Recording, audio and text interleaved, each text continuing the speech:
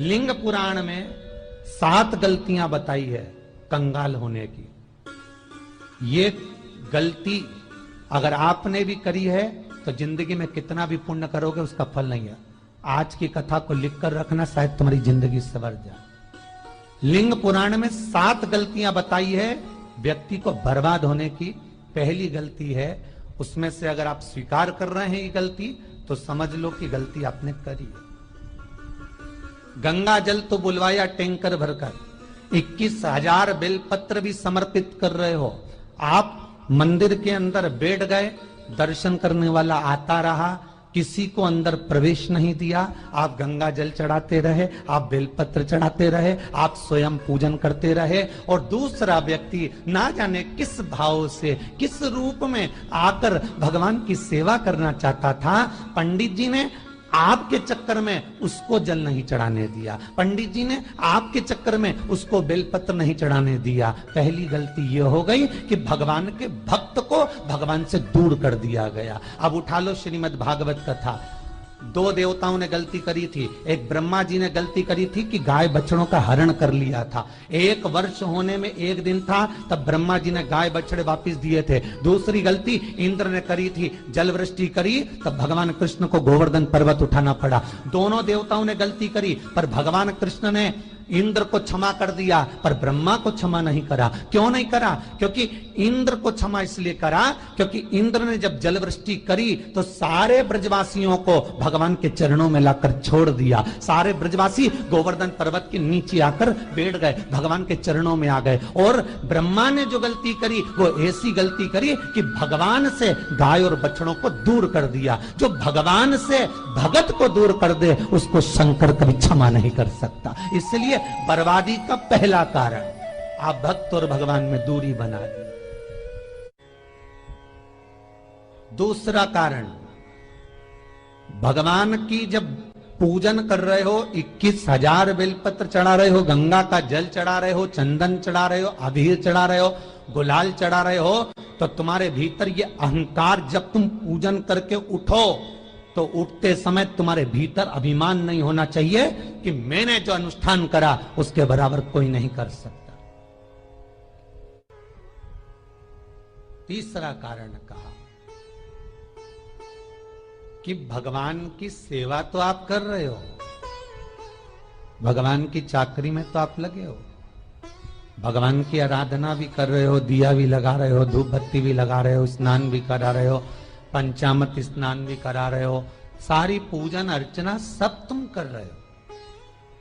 पर हो सकता है इस पूजन अर्चना में आप केवल 3 घंटा पूजन करते हो और बाकी के समय किसी न किसी की जीवात्मा को दुख पहुंचा रहे हो। एक कथा में एक बात कही थी कि भले मंदिर में दिया मत लगाओ, भले मंदिर में जाकर धूप बत्ती मत जलाओ, भले मंदिर में जाकर भोग मत लगाओ, भले मंदिर में जाकर जल मत चढ़ाओ, कुछ मत करो, भले भगवान को नए कपड़े मत पहनाओ, भले तुम्हारी मर्जी पड़े भगवान को भोग मत लगाओ, पर शास्त्र कहता है कुछ मत करो, पर एक काम जरूर करना कि किसी के चेहरे पर प्रसन्नता ला देना तो मंदिर में दिया जलाने के बराबर होगा। किसी के चेहरे पर चमक ला देना, प्रसन्नता ला देना तो अगरबत्ती लगाने के बराबर होगा। किसी गरीबड़े के, किसी दुखी के चेहरे पर अगर तुमने प्रसन्नता ला दी तो वो भगवान को कपड़े पहनाने के बराबर होगा। मालूम पड़े तुम मंदिर में पूरी सब्जी बांटो, मंदिर में भोजन कराओ, मंदिर में सारा पकवान चढ़ाओ, और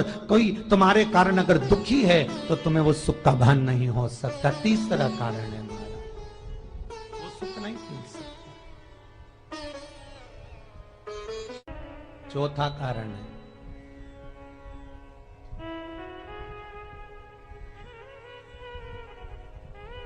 महाराज,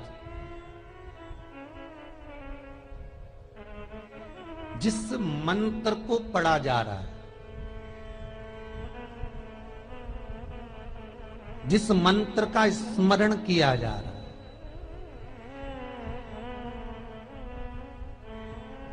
जिस भगवान की माला को हम जप रहे हैं, हम पाठ कर रहे हैं, उसमें त्रुटि। उठा लीजिए दुर्गा सप्तशती। दुर्गा सप्तशती का हिंदी अनुवाद में एक थोड़ा सा दृष्टांत दिया है, आपको मालूम होगा।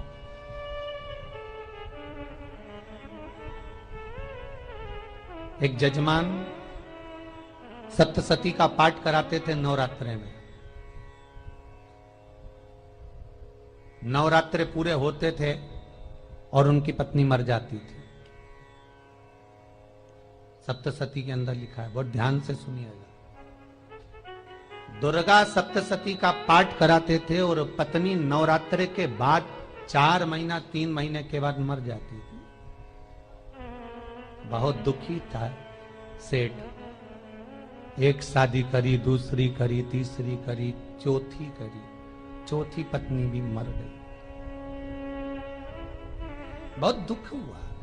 आज वो गुरुजी के पास चले गया, गुरुदेव, गुरुजी, गुरुदेव, गुरुदेव। गुरुजी बोले क्या हो गया?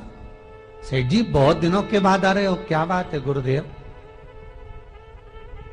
मेरे को एक बात समझ में नहीं आती कि मैं नवरात्रे में सप्तशती का पाठ कराता हूं, देवी जी का यज्ञ करवाता हूं, माता रानी को चूनर पहनाता हूं, उनको सुंदर बिछुड़ी, पायल, चुनरी सब पहनाता हूं, कन्याओं का भोजन करवाता हूं, भंडारा करवाता हूं, जवारे बोता हूं, अखंड ज्योत लगाता हूं, पर नवरात्रि जैसे ही पूरी होती है उसके 2 महीने 3 महीने बाद मेरी पत्नी क्यों मर जाती है? 4 पत्नियां मेरी मर चुकी हैं, 5वीं मैंने शादी करी है। गुरुदेव आप कृपा करिएगा, कुछ तो बता दीजिए, कुछ करुणा कर दीजिए। गुरुजी बोले जब तू सब कुछ अच्छा कर रहा है, जोत भी जला रहा है, कन्या भोज भी करा रहा है, चुनड़ी भी चढ़ा रहा है, भंडारा भी कर रहा है, जोत भी लगा रहा है, जवारे भी बो रहा है, माता रानी की सेवा भी कर रहा है, अखंड रात्रि व्रत कर रहा है, सब कुछ तूने करा, यज्ञ भी करा, फिर तेरी पत्नी क्यों मर सकती है? ऐसा हो ही नहीं सकता। नहीं गुरुदेव, मेरी 5वीं शादी है गुरुदेव, अब की बार आप कृपा करिए। गुरुजी ने कहा तेरे पंडित जी को अनुष्ठान पर बुला, मैं कमरे में बैठकर सुनूंगा सप्तशती का पाठ, तब मैं ध्यान करूंगा। गुरुजी अंदर के कमरे में जाकर बैठ गए, ब्राह्मण पाठ करना प्रारंभ करा और ब्राह्मण ने पाठ करना प्रारंभ करा। उसमें एक शब्द आ गया, भारयंतु भक्षन्तु, भारयंतु भक्षन्तु। उसमें बोलना था भय, पीड़ा को, हे जगत जननी तू भक्षण कर जा, पर ब्राह्मण बोलता था भार्या तू भक्षन्तु, मेरी पत्नी को, मेरी भार्या को तू भक्षण कर दे। पंडित जी जैसे ही बोले गुरुजी बाहर निकल कर आ गए। पंडित जी को रोका, रुकिए गुरुदेव, आप हर साल अनुष्ठान कर रहे हो जजमान के यहाँ और बोल देते हो भार्यंतु भक्षन्तु, हे देवी तू मेरी पत्नी को खा जा, तो माँ हर बार उस पत्नी को निगल जाती है। निवेदन है, शब्द सुधार लीजिए, शब्द ठीक है। चौथा कारण है कि आप जो पाठ कर रहे हो, आप जो पूजन कर रहे हो, आप जो अनुष्ठान कर रहे हो, उसमें कुछ ना कुछ गलती जरूर हो रही है। ये चौथा कारण है।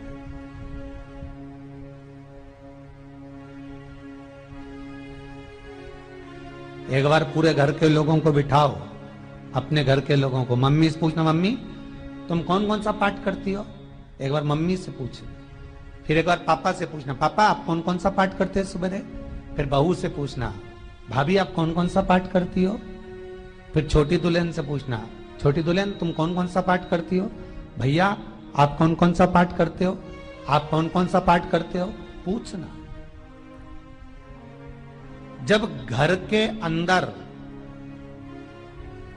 बड़ी बहू अलग तरह का पाठ कर रही है, छोटी बहू अलग तरह का पाठ कर रही है, मंजली बहू अलग तरह का पाठ कर रही है, माँ अलग तरह का पाठ कर रही है, पति अलग तरह का पाठ कर रहा है, तो उसका जो प्रभाव है, कौन सी चीज कहां टकरा रही है, जिसके कारण घर में रोग इतना है कि कोई सही होने वाला ही नहीं है। अब तुम कहो कि सीवर वाले गुरुजी ने उपाय बताया, हमने बहुत करा, पर सही क्यों? तो सही क्यों नहीं हो रहा है? उसका कारण है या तो बड़ी बहू जो पाठ कर रही, या सास जो पाठ कर रही, जो पति जो पाठ कर रहा है, नाते जो भी उस घर के अंदर रहकर जो पाठ अर्चना कर रहा है, उसमें जरूर कुछ ना कुछ ऐसा हो रहा है जिसके कारण वो काम नहीं कर पा रहा। उसमें कुछ ना कुछ गलती हो रही है जिसको तुम समझ नहीं पा रहे, जिसको तुम अपने आप को बहुत विचार करते हो कि मेरे बराबर कोई नहीं कर सकता, मैं शंकर की भगत, मैं राम की भगत, मैं कृष्ण की भगत, मैं जो करती हूँ बहुत अच्छा करती हूँ, मैंने जो किया बहुत अच्छा करा। पर हो सकता है उसी कारण आपको दुख झेलना पड़ रहा।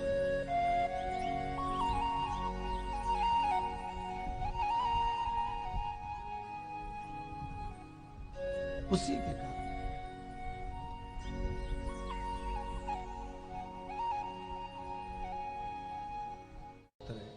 महाराज, हमने जो दान किया, हमने जो पुण्य किया, हमने जो सत्कर्म किया, वो किस जगह पर लगा? पांचवा सूत्र,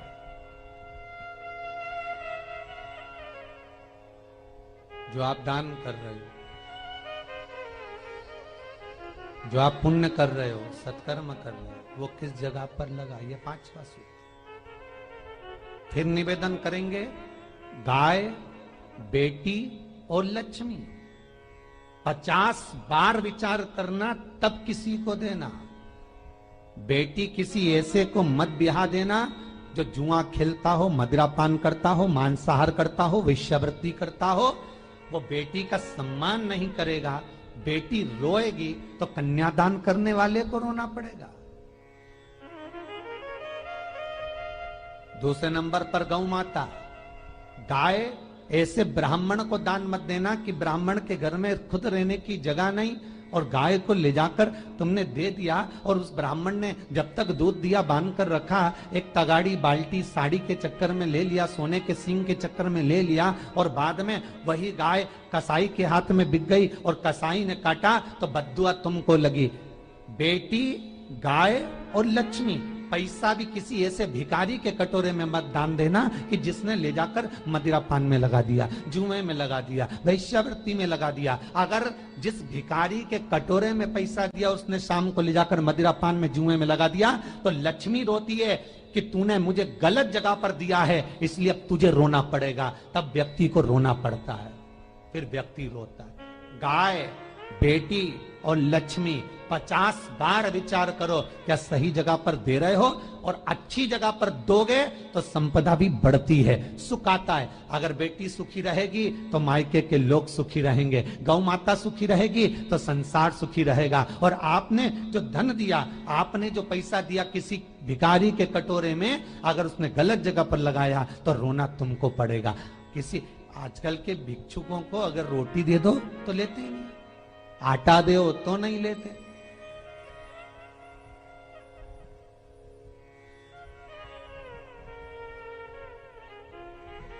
पहले के समय में जो भिक्षुक आते थे ना, तो रोटी बनी हुई मांगते थे। बूढ़ी बूढ़ी माताएं जानती होंगी, चिमटा बजाकर, घुंघरू बजाकर कहते थे भोजन, तो 2 रोटी निकाल कर दे दी जाती थी घर से। लो बाबा, तो माता इतना प्रेम रखती थी, केवल रोटी नहीं देती थी, बाबा बैठो हम सब सब्जी ला कर देते। इतना प्रेम था बुजुर्ग माताओं का, बैठो।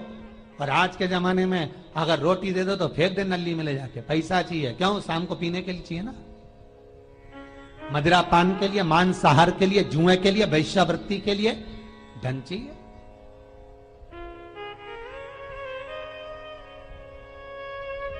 भोपाल के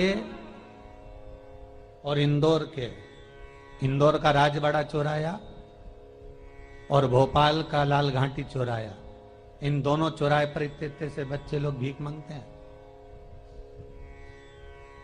और उनकी माताएं और उनके पिता रोड के किनारे पर चिलम लगाते बैठे रहते हैं, पांव लंबे करके पड़े हैं और ये कमा कमा के उनको दे रहे हैं। और धन्य हैं ऐसे लोग जो उनको दान भी दे देते हैं।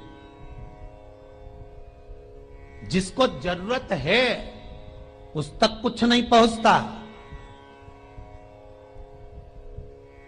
अभी भी 4-6 महीने लॉकडाउन चला, जिसको जरूरत थी एक एक रोटी की उस तक कुछ नहीं पहुंचा, और जिसके पास में पहले से भरा हुआ था उसने और ले जाके भर लिया। जिसको जरूरत थी उस तक नहीं पहुंचा। अभी ठंड आ रही है, बहुत सारी संस्थाएं कंबल बांटेगी। रेलवे स्टेशन पे लोगों को कम्बल उड़ा रहे हैं, कोई सो रहा है जमीन पर उसको कम्बल उड़ा रहा है, बस स्टैंड पे चले गए कोई रोड पे सो रहा है कम्बल उड़ा रहा है, तो इतना बड़ा नाम चलेगा कि उनने कम्बल उड़ाए, कम्बल उड़ाए, कम्बल उड़ाए। और वो कम्बल जिसको उड़ाया वो दूसरे दिन जाकर कपड़े की दुकान पर बेच के आ गया, 200 रुपए लिया है, रात को पीकर फिर सो गया, क्योंकि फिर कहीं कहाँ आएगा, फिर उड़ा के चले जाएगा, क्योंकि इन्होंने तो ये करके रखा है कि नाम कमाना है तो कम्बल उड़ाए जाओ। जिसको जरूरत है वहां तक सामान नहीं पहुंचता भाई, जिसको जरूरत है वहां तक सामग्री नहीं पहुंचती भाई। आपने दिया और उन्होंने ले जाकर बेच दिया, और फिर सोचते हो कि मैंने तो पुण्य करा है। कई लोग कहते हैं मैंने दान करा, मेरे को इतना फल मिलेगा। काहे का दान करा? ऊपर तो जा, यमराज के डंडे पड़ेंगे।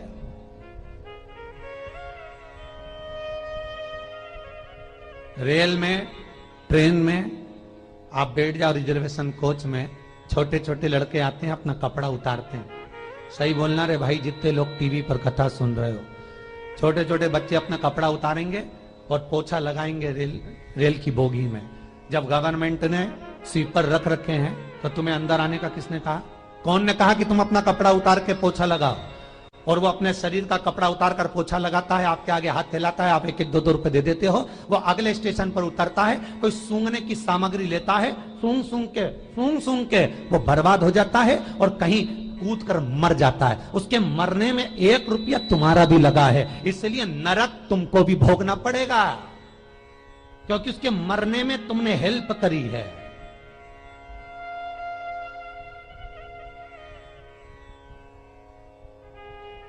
तुमने तो रुपया दिया था भोजन करने के लिए, उसने कोई सूंघने की सामग्री ले ली और सूंघ सूंघ के नशे में मर गया। उसके मरने में 2 रुपए तुम्हारे हैं, 1 रुपए तुम्हारा है, तो भोगना तो तुमको भी पड़ेगा ना।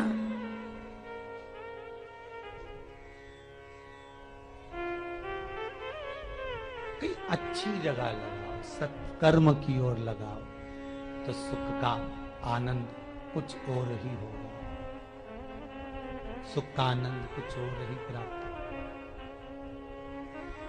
हमारा धर्म, हमारा पुण्य, हमारा सत्कर्म। 5वां कारण अपनी पुस्तिका में लिखकर रखना, तुम्हारे दुख का 5वां कारण क्या है? क्यों तुम करोड़पति से रोड़पति बन गए? तुम्हारे यहां पर 4-4, 5-5 गाड़ी थी, खूब वैभव था, खूब धन था, फैक्ट्रियां चल रही थी, सत्ताएं चल रही थी।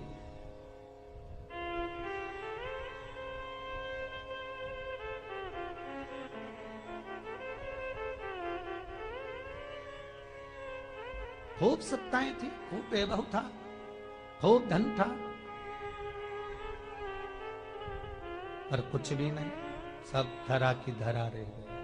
सारा कोई वैभव बचा ही नहीं, कोई वैभव नहीं। एक हमारे सेंधवा के भगत हैं महाराज, बड़े भावपूर्ण भगत।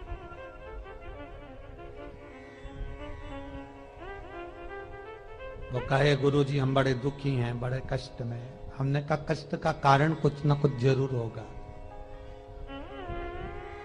दुख का कारण जरूर कुछ ना कुछ होता है। कहने लगे गुरुजी हमारी तो जीनिंग चलती थी, खूब फैक्ट्रियां चलती थी, इतना जीनिंग फैक्ट्रियां थी, इतना चलता था।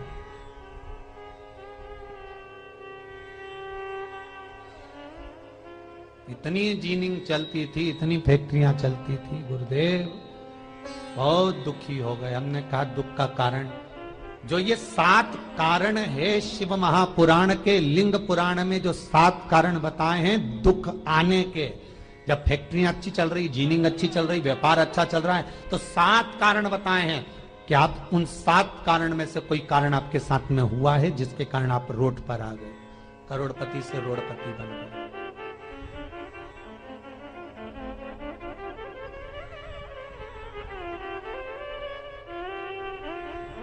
कभी कभी नगर में, गांव में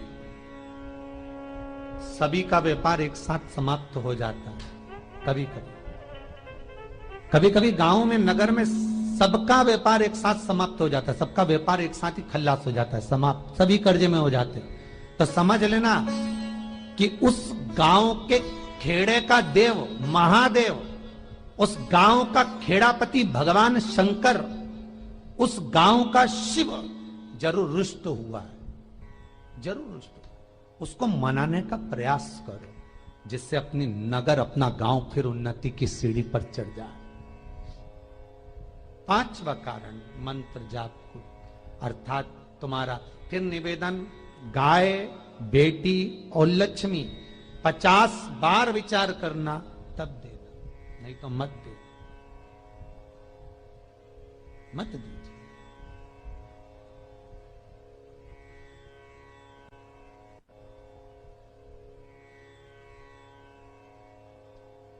और महाराज भगवान शिव की कथा का छठा कारण बता, हमारे दुख का कारण छठा कारण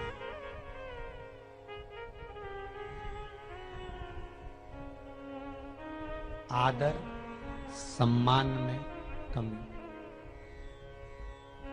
घर के जो बड़े हैं, घर के जो बुजुर्ग हैं, घर के जो आदरणीय हैं, उनका सम्मान नहीं कर पाए। सुंदर कहा, जिस घर में माँ बाप की इज्जत नहीं होती, उस घर में देखना कभी बरकत नहीं होती।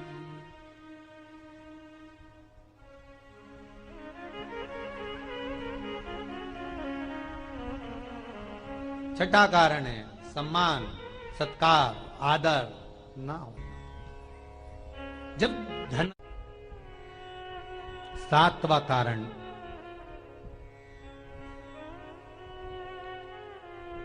ये अंतिम कारण है। जितने लोग कर्जे में, लदालू में, जितने लोग दुखी हैं, जितने लोग तकलीफ में, आज की कथा को बहुत दिल से सुनना, अपनी गलती को जरूर छांटना। मुझे विश्वास है मेरा भोलेनाथ, आप अगर गलती को स्वीकार कर लोगे तो शंकर वापिस आपको करोड़पति बना देगा, लखपति बना देगा। शंकर आपके भंडार फिर भर देगा। 7 कारण में से अपनी गलती को जरूर छांटना साहब कि आपने गलती कौन सी करी, और अपनी गलती को छांट ले, यही सबसे बड़ी बात है ना। लोग सुनने के बाद भी नहीं छाटेंगे, नहीं मैंने तो कुछ करा ही नहीं, मैं तो कुछ कर ही नहीं, बस मैं ही तो है, हरी जगदम्बा वो मैं ही फंसा है बीच में।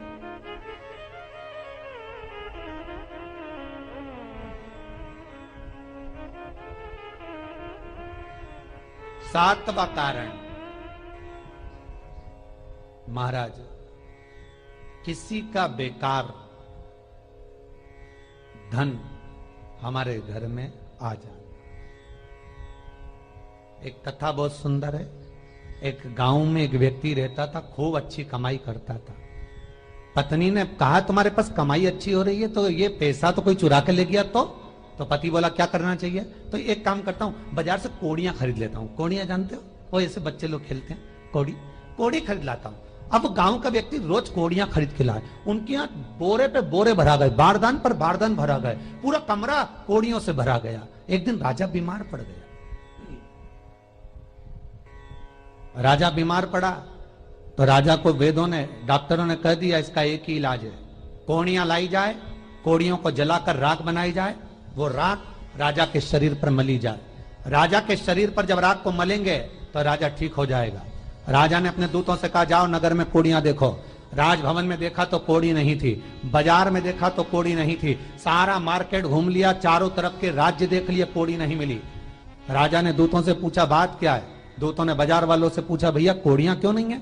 तो बाजार के व्यापारी बोले महाराज सुबेरे सुबेरे एक गांव का व्यक्ति आता है, सारी कोड़ियां खरीद कर ले जाता।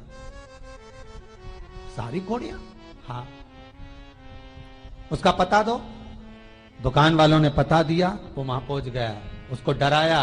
राजा के दूतों ने, तेरे पास कोड़ियां हैं? हाँ, पर मैंने अपने पैसे से खरीदी है, फ्री की नहीं है, खूब खर्चा कर कर मैंने कोड़ियां जोड़ी हैं।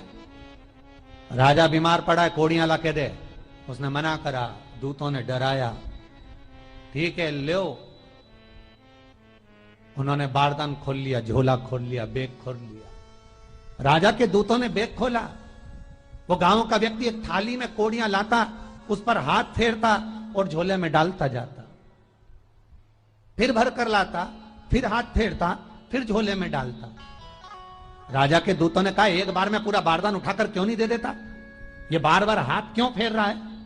वो गांव का व्यक्ति बोला, महाराज मैं कोड़ियों को थाली में भरकर हाथ इसलिए फेर रहा हूं, इन कोड़ियों में से मैं वो एक कोड़ी ढूंढ रहा हूं कि ऐसी कौन सी कोड़ी मेरी इन कोड़ियों में आकर मिल गई जो मेरी इतनी सारी कोड़ियों को लेकर जा रही है।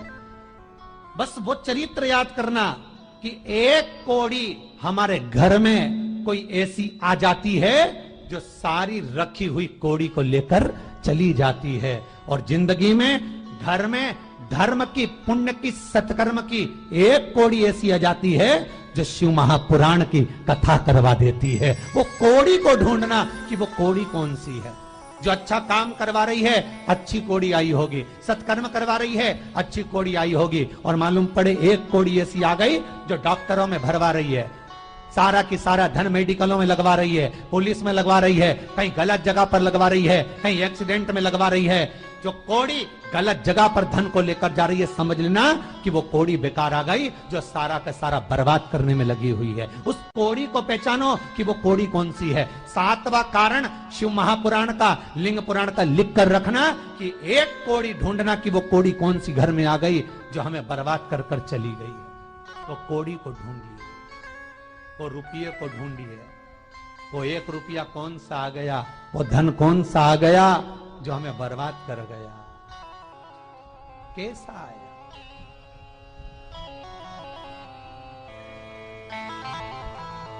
धन कौन सा आ गया ऐसा जो हमें बर्बाद कर दे।